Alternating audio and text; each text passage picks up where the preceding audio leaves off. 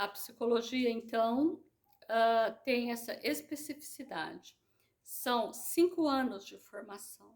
Na minha época, era integral.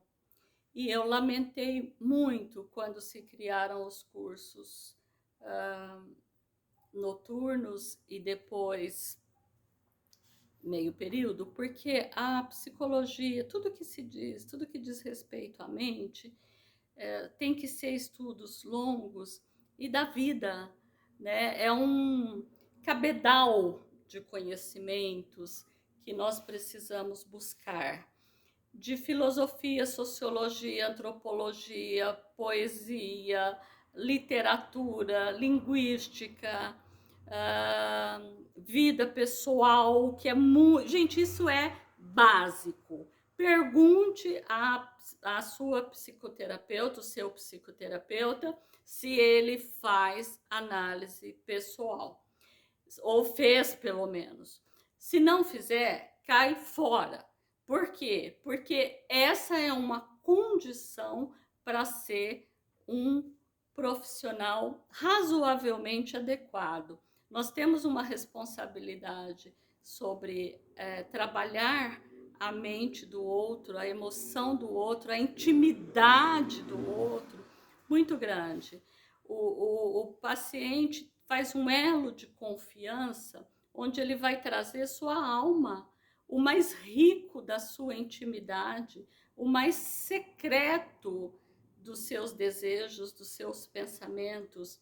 Então, é muito importante a maturidade do profissional para fazer o atendimento, o respeito, o entendimento do que é o sigilo e do que é a necessidade de estar junto com esse paciente, seja criança, adolescente ou adulto. Então, a, a psicoterapia pessoal deveria continuar sendo uma exigência das faculdades, né? E eu acredito, eu tenho comigo também, que assim deveria ser também para quem faz serviço social, fisioterapia, fonoaudiologia, terapia ocupacional, educador físico. Por quê? Porque todos esses profissionais, eles compõem o quadro dos profissionais da saúde mental. Todos podem fazer terapia. Um TO faz terapia. Agora faz como, gente? Por isso que eu entendo que deveria ser exigência a psicoterapia individual. Porque nós temos um número de profissionais muito pequenos contratados pelas empresas, instituições, órgãos, equipamentos e uma demanda muito grande. Então, dividir isso com o psiquiatra e todos esses profissionais que eu citei é muito importante. E todos têm uma função extraordinária sobre o desenvolvimento de uma pessoa. Mas não é psicoterapia. O profissional, inclusive, tem que ter o cuidado de não entrar e avançar num território que não lhe pertence e dizer para o paciente: isso precisa ser tratado na sua psicoterapia. E o que acontece é que muitas vezes nada disso é observado. Então, as doenças vão se multiplicando mesmo e as condições que nos rodeiam também. Outra coisa, o profissional da psicoterapia, ele tem autonomia de estabelecer o preço que ele quiser colocar no seu trabalho. E muita gente abusa disso. Por quê? Porque um profissional ele pode ser excelente, ótimo, e ter uma questão interna que lhe permite dizer à pessoa: eu trabalho de acordo com a sua necessidade, com a sua condição econômica. E muita gente diz assim: eu não posso pôr preço no seu trabalho. Mas, meu bem, o meu trabalho, ele pode ter um teto e eu vou dizer a você qual é esse teto, mas eu posso tratar num valor que cabe na sua condição financeira. Isso é um acordo que pode ser feito. Mas a pessoa que recebe essa bênção, inclusive, precisa respeitar também o profissional e fazer o pagamento adiantado em dinheiro, quando é possível, no dia da sessão, né? Ou ainda que seja, mas tudo isso vai no acordo. O que não deve ser adequado é a pessoa dizer isso, fazer toda uma história de que eu preciso, é, é, não posso pôr preço no seu trabalho e tal, e vai embora e não paga o profissional, né? Não, e nós da psicologia, a nossa questão em cobrar, inclusive, o paciente é muito delicada, principalmente quando você tem a formação mais psicanalítica, porque tudo isso tem uma razão dentro do contexto da terapia, né?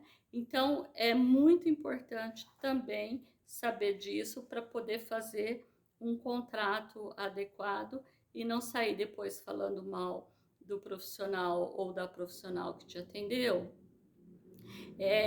sem que você tenha podido conversar sobre o acordo que se realizou. Outra coisa que eu entendo como importante também é a ideia de que o preconceito ele faz com que as pessoas adiem ad eterno, ou seja, não busquem nunca os profissionais. E tanto é, gente, que na área da saúde mental cotidiana e principalmente das doenças mais graves, mais de 70% da população no Brasil, não sei em outros países, não buscam os tratamentos adequados, não se tratam, entende? E aí a gente fala, nossa, nós estamos com um país adoecido, porque tragédia de um lado, tragédia de outro, política, etc. Tudo isso é verdade, claro, mas é porque também a gente não se dedica a nos conhecermos, a nos cuidarmos e vamos ficando na mão do outro, né? Da mão, inclusive politicamente falando. Por isso que eu bato aqui com vocês bastante sobre as políticas públicas e quando fiz o primeiro de saúde mental, disse, vamos lutar mais para a psicoterapia. Porque no individual é mais no particular, desculpe, é mais difícil num país como o nosso. Mas no setor público tá sofrível, sofrível também.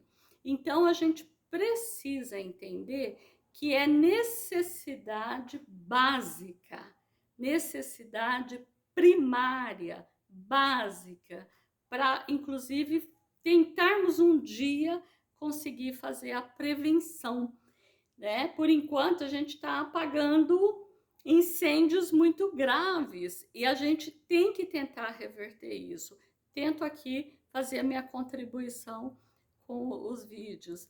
Outra coisa que eu quero falar ainda, teve lá pelos anos 90, teve o boom da psicoterapia cognitiva ou comportamental, que é maravilhosa, ela tem fundamentos extraordinários, mas outra polêmica que eu vou me meter, eu entendo o seguinte, que como tudo no nosso país, que é fake, né, que falta o conhecimento, ficou quase que uma crença de que a terapia cognitiva é o que vai resolver tal transtorno, tal e tal. E isso acabou ficando uma moda e limitando demais. Por quê? Porque mesmo para fazer a psicoterapia cognitiva, o profissional precisa ter muito estofo, muito conhecimento do funcionamento das emoções, da mente, etc. E não apenas traçar estratégias, né? Ah, você vai no. E muito psiquiatra até diz isso, vocês leem por aí. Ah, vai tratar do toque, transtorno obsessivo compulsivo.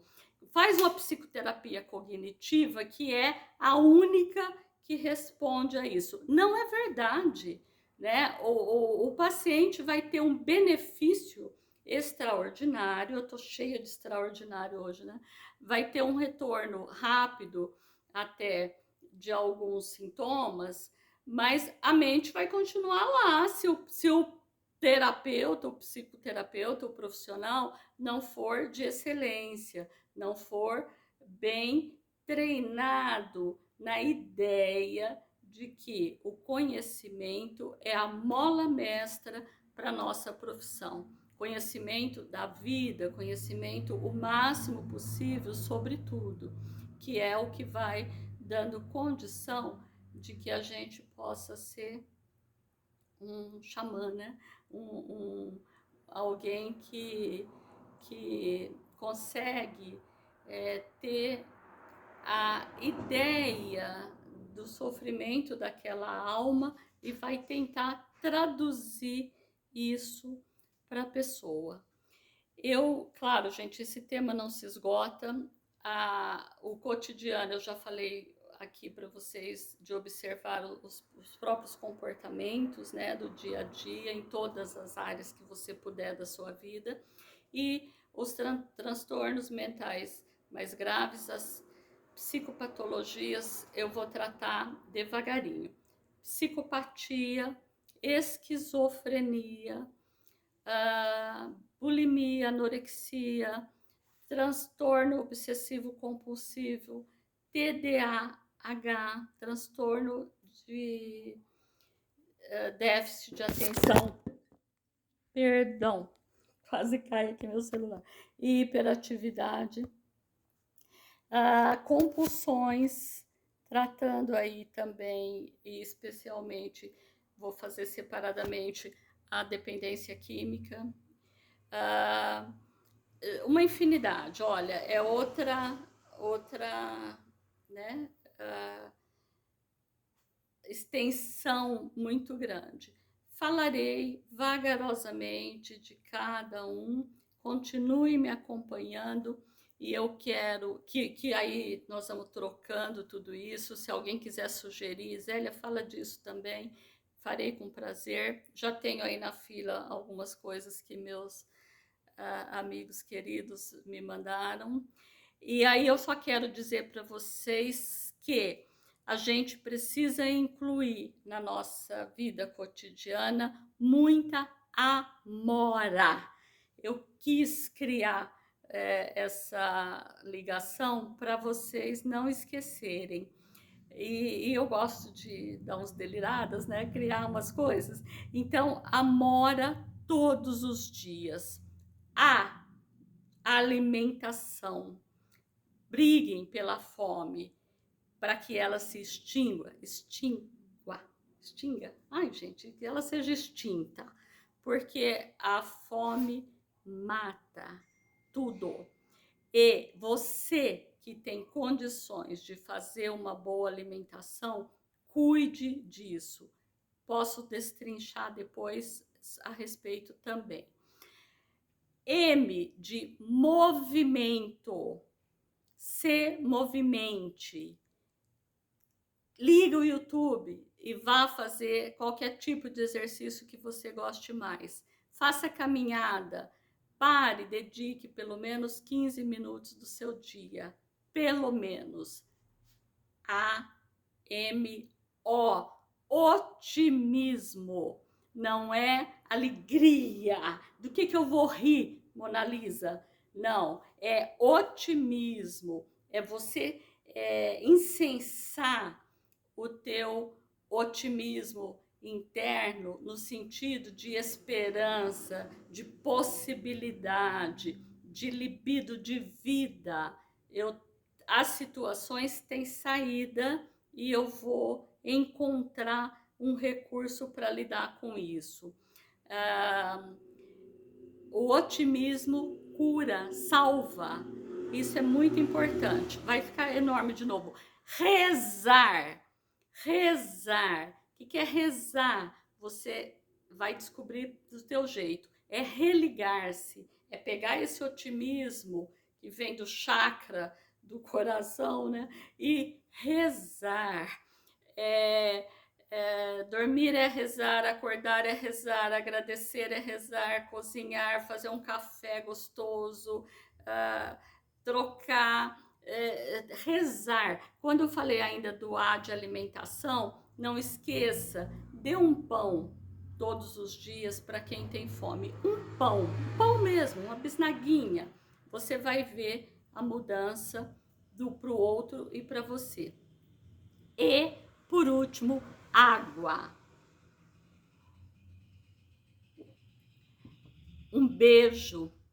Dedico esses vídeos todos de saúde mental a todos os profissionais de saúde mental que têm cuidado da humanidade nesse período,